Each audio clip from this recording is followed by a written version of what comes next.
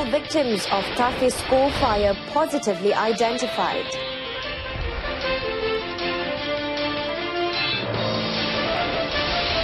Stern action to be taken against those spreading pictures of TAHFIZ school fire.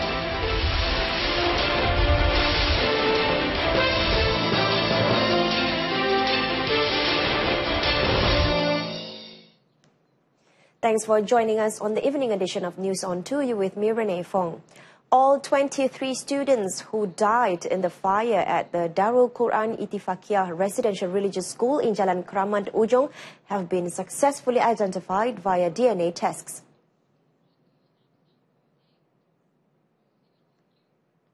Health Director General Datuk Dr. Nur Hisham Abdullah in his latest Facebook posting said the remains underwent the identification process at the National Forensic Medicine Institute at Kuala Lumpur Hospital.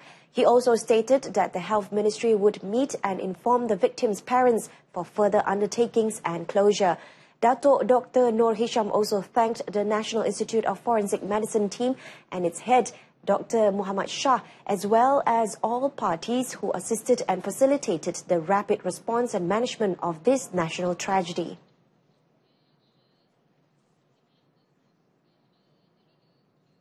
The Special Task Force to probe the Darul Quran Ittifaqiyah TAHFIZ fire will hold its first meeting on Tuesday.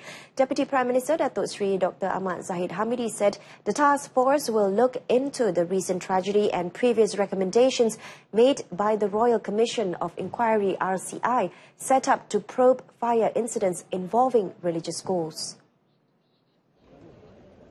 He said, for example, RCI was formed to investigate the fire that killed 27 students of SM Taufiqiyah Khairiyah Al-Halimiyah or Pondok Pak Ya in Yan Kedah in 1989. The task force will look at the recommendations made by the RCI to determine to what extent they were used and implemented with regards to the safety of religious schools.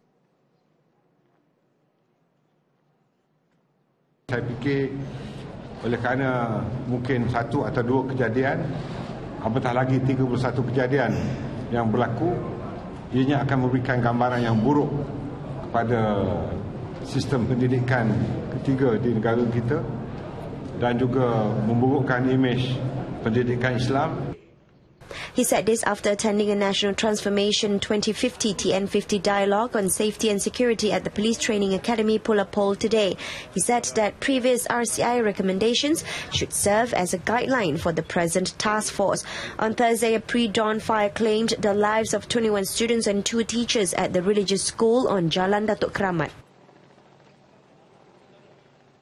Meanwhile, Datuk Sri Dr. Ahmad Zahid has urged all quarters to refrain from making speculations on the cause of the fire at the Darul Quran Ittifaqiyah TAHFIZ school until a comprehensive probe on the incident is done. He assures that the results of the investigation will be announced to the public. Kita tidak harus membuat spekulasi sehingga siasatan diperolehi secara konklusif dan sebarang kemungkinan akan dikemukakan kepada jawatan kuasa yang saya sebutkan tadi dan kita akan maklumkan kepada umum jika ada unsur-unsur jenayah dan unsur-unsur di luar daripada kesalahan atau kesilapan teknikal termasuk gangguan pintasan elektrik di premis berkenaan. The Communications and Multimedia Commission (MCMC) will take stern action against those who upload and spread pictures deemed insensitives of the fire at the Darul Quran Ittifaqiyah TAHFIZ school yesterday. Its Deputy Minister, Datuk Jailani Johari, said those found uploading and spreading these pictures will be charged under Section 211 and 233 as it could cause distress to the victims and their families. Datuk Jailani said the Commission will continue to monitor the situation in order to curb such action. Jadi kita telah ambil tindakan dan tindakan akan diambil kepada mana-mana pihak yang tidak bertanggungjawab menyebarkan mana-mana gambar ataupun coretan-coretan yang berbau fitnah ataupun sengaja menimbulkan kekeruhan di luar sana. Datuk Jailani had earlier visited the Kuala Ping Farmers Market in Hulu Terengganu. He also reminded the public not to be easily duped by unscrupulous people who request for donations following yesterday's incident. They should instead look into the validity of such fund and lodge a report should it be found untrue. Many reports have been received in regards to this, and action would be taken against those found guilty. The Fire and Rescue Department JBPM Director General Datuk Wan Muhammad Noor Ibrahim stressed that the investigation into the tragedy at the religious school in Kramat is expected to take 2 to 3 weeks. He added that JBPM will work together with the Royal Malaysian Police PDRM to investigate if there were any form of foul play. Datuk Wan Muhammad Noor said initial investigation will be to find the cause of the incident from every angle possible. This includes obtaining conversation recordings from the owner of the premises, the victims who survived the incident and witnesses to the incident. If any elements of treason or foul play detected, JBPM will submit a report to the PDRM for further investigation. Datuk Wan Muhammad Noor said until now the JBPM Forensics Department had obtained statements from the owner of the premises as well as several victims besides witnesses of the incident. He said that the tragedy was the worst following the Taufiqiyah Al-Khairah Al-Halimiyah Religious School, or better known as Pondok Pak Ya, incident in Kampung Pandang Lumut Yan Kedah on September 22, 1989, which took the lives of 27 students. Initial investigations into the fire at the school found that it was not caused by a short circuit. The Education Ministry said that a committee should be established between the federal and state government to monitor TAHFIZ schools nationwide.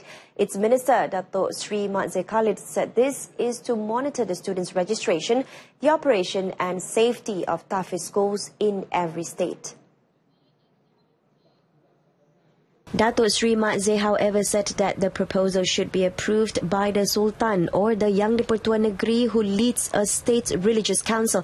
He added that the TAHFIZ schools in the country are divided into 2 categories, namely the TAHFIZ schools which are registered with the State Islamic Religious Council and TAHFIZ schools which are not registered with any institutions. Yang ini satu perkara yang kena dibincangkanlah, dihalusi antara kerajaan persekutuan dan kerajaan negeri. Sebab agama setakat ini di bawah kuasa negeri-negeri, dan Kebuah Duli Yang Maha Mulia Tuanku Sultan, Raja Pemerintah dan juga Yang di-Pertuan adalah merupakan ketua agama di negeri masing-masing. Jadi kena ada satu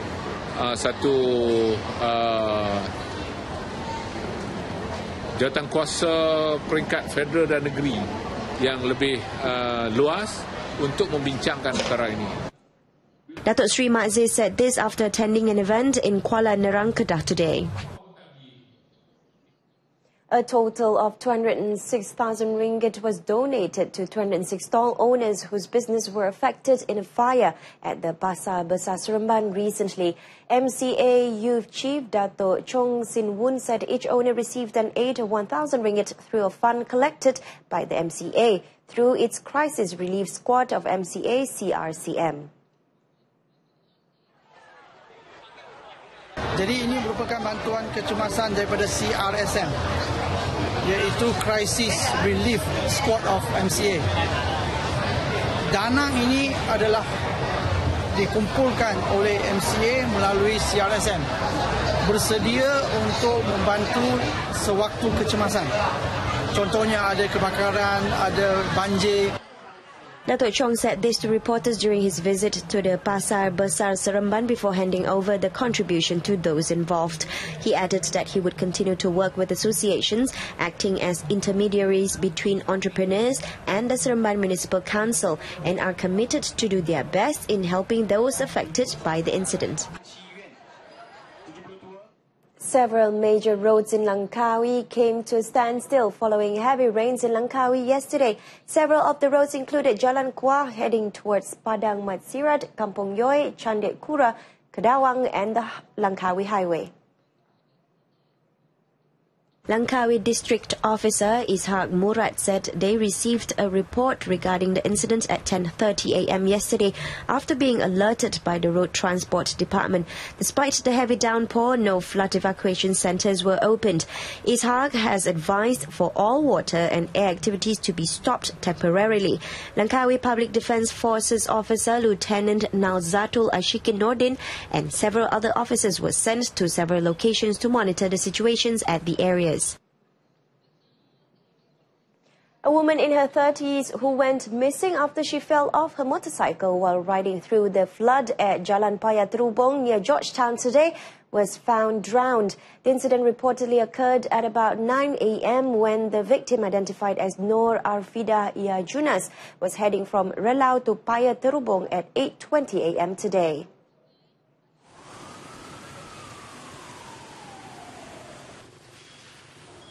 A fire and rescue department spokesman said there were witnesses who saw the woman fall down but soon disappeared from their view. A passerby had also tried to search for her but was in vain.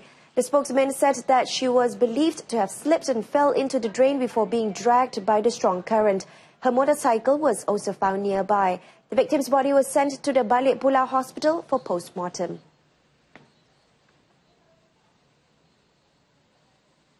An elderly man had to be moved to a relative's home due to flooding at his residence in Kampung Paya Suri, Semeling Merbok Kedah this morning.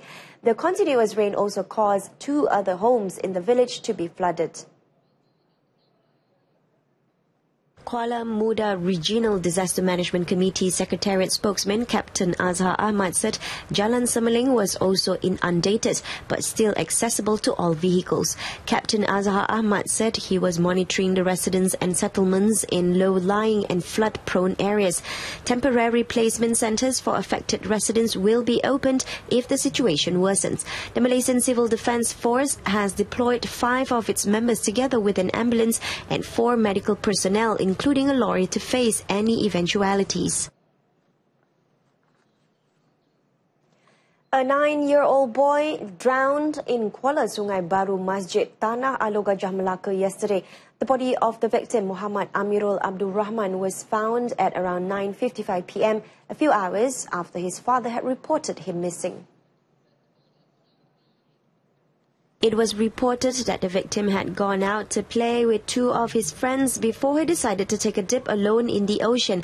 The victim's father, after noticing that the victim had not returned home after Maghrib prayers, had gone out to look for him.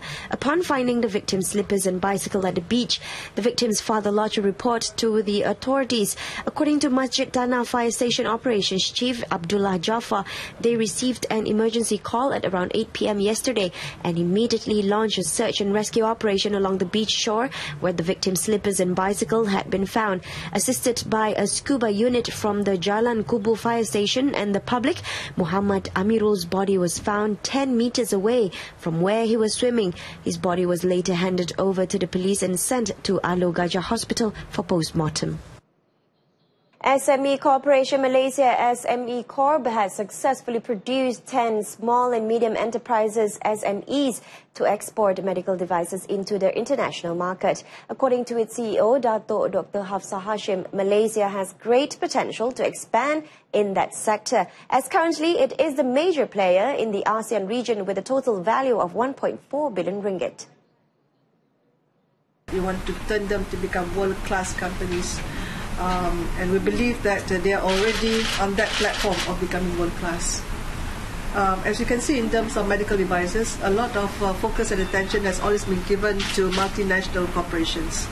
But today we are showcasing the best of Malaysian SMEs. Dato' Dr. Hafsa said the United States is the target market as it covers 40% of the global market. The cumulative market value of medical devices in Malaysia saw an increase of 17.1% from the year 2012 to 2016, which was a total of 6.04 billion ringgit. She was met during a briefing at the High Impact Program 5 for Medical Devices initiatives held in Kuala Lumpur. The Employees Provident Fund EPF recorded an increase of 36.36% investment income to 11.51 billion ringgit for the second quarter, ending June 30th, 2017. EPF CEO Dato' Syahril Rizza Rizwan in a statement said the market showed an improvement compared to last year, with all asset classes in the EPF portfolio showing significant improvement. Equities remained the main contributor to the investment income, representing 53.72%, followed by fixed income instruments with 37.29%, estate and infrastructure with 6.23%, and money market instruments with 2.64%. In accordance with the Malaysian Financial Reporting Standards, EPF also recorded a lower net impairment at 1.34 billion ringgit compared to 3.63 billion ringgit previously. Meanwhile, the EPF's investment assets stood at 759.78 billion ringgit. Of the total, 47.71% of EPF's investments are Sharia-compliant investment, while the rest is Sharia non-compliant.